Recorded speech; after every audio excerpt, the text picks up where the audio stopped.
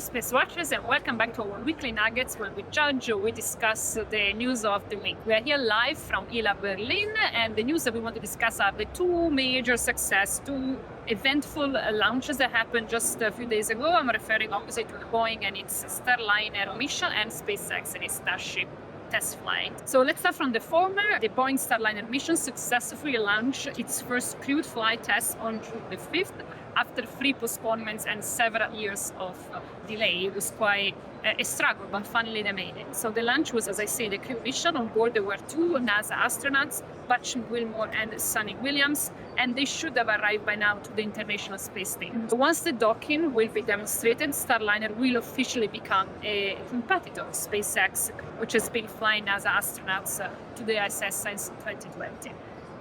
So as I say, the Starliner program was plagued by years of delay, but they finally made it. Why is it interesting? Well, obviously, Boeing is hoping to catch up with SpaceX, and its Starliner will demonstrate a successful landing. It will pave the way for Boeing to join SpaceX ranks, which means that NASA will have a second option for routinely flights to and from the space station. On the other hand, let's look at the competitors. SpaceX had a very successful full test of Spaceship. Elon Musk declared on X successful soft landing of the Starship Super Heavy rocket booster, and indeed, the Super Heavy booster was brought back down to the Gulf of Mexico as planned to hover just above the water. Starship itself was also able to achieve a soft landing. It descended broadly intact, and say broadly because if I understood correctly from the news, it lost some debris, but it was broadly intact all the way to the Indian Ocean. So at the moment of recording, for me, it's difficult to understand if it was actually to fully perform its flip maneuver.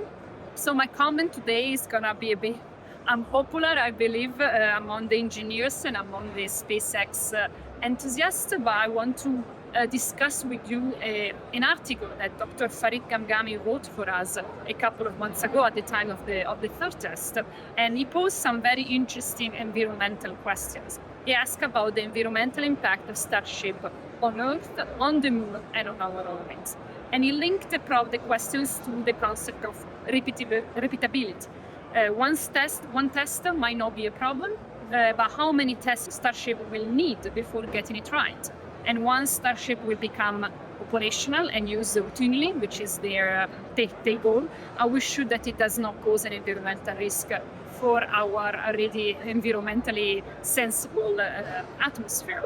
So we know that just a few weeks back, just to give you context, the Federal Aviation of the US disclosed its intent to prepare an environmental impact statement to evaluate the potential environmental impacts of Starship, because according to the FAA, the Starship Super Heavy concept of operations have evolved from the original 2019 environmental assessment scope. So they feel the need to do another one. So there's been some huge changes on how Starship is planning.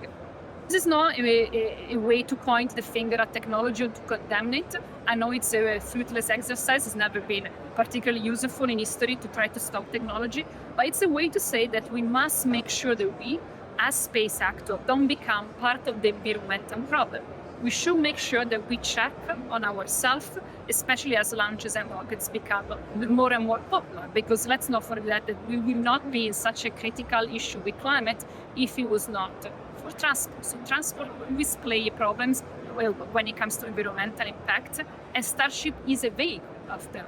So we should check on that. Okay, so they were my 2 cents on the news that Starship landed successfully, and congratulations, of course, to both companies. Enjoy your weekend and Space Chat.